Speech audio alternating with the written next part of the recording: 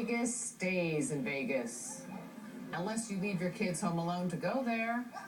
Police say a Chicago couple left their 12-year-old son and 9-year-old daughter alone in the family home for days while they went on a Vegas trip with friends. The parents were apparently having a good time. According to reports, the father even Facebooked about plans to head to a strip club. Now, the couple's luck ran out when the son told his teacher they were home alone. The police were called, and the parents faced 2 counts of misdemeanor child endangerment. What do you think of this story? I cannot relate to anything like that. It's ridiculous. To leave a 12-year-old, I mean, a 12-year-old, I know they're very grown up today, but not mentally. Maybe physically, but not mentally. I mean, that's like the worst age. That everything you tell them not to do, they'll do. You would think they'd set the house on fire or something. I mean, it's insane behavior. It's just...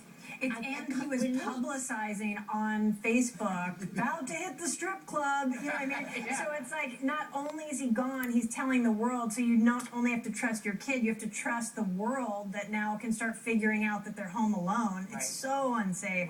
You know, it's not like when we were younger, a 12-year-old might babysit an 11-year-old for an hour while somebody went to dinner or something, but not days. And not a 9-year-old. Plane trip away. Yeah, that's the thing, right? Because I babysat when I was 12, kids as young as 5 or 6.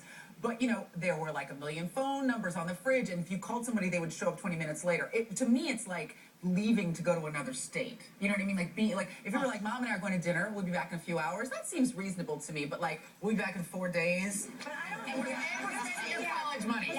My problem is, if they're not, I guess, I don't know. I'm trying to figure out who y'all parents are, because when I grew up, my parents left all the time. We didn't even know if they were coming back or not, you know? We had a grocery shop. We had a How old were you? How old were you? I was 5. I was 5 years old. I was 5. I could cook at 5. I had to do everything. You know, I had to push the chair up to the sink to wash the dishes. You know, there were things that you had to know that some people, you see, she nodded her head. I just stole her ring. She nodded her head right there. You know, I mean, here's my problem with this family. Number one, they could have went right down to the riverboat, right in Gary, Indiana, right to the casino, and had the same fun. And then you leaving, I mean, I don't have a problem with leaving a 12-year-old. 12-year-old's a preteen. You should know what you're doing by now. And whatever could happen while I'm at dinner, you can burn down the house at dinner. You can burn down the house if I go to Las Vegas. The house just burned down, you know. I'm I don't like a 9-year-old being there anyway. What if the 12-year-old starts choking? Then you're leaving it in the 9-year-old's hands. Excuse me, we knew how to do surgery when I was 12 years old.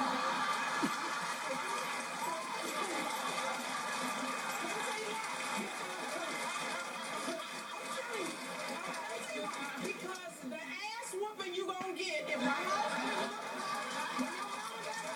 was worse than the baby died, how could you let the baby die? You know, I don't know where y'all grew up, but I just knew. And then there was another lady across the street. She was the nosiest neighbor in the world. And you called her, and you go, Mrs. Jenkins, I don't have something. And she would come into your house. I don't know where y'all live, but we had a whole neighborhood of people. You know, I don't know, church people that drop on, I don't know. I could imagine the 12-year-old taking the car out and doing all that stuff. I mean, it's just unspeakable. We had to drive, Sharon. We had to drive. Well, Aisha won't be in Vegas this weekend.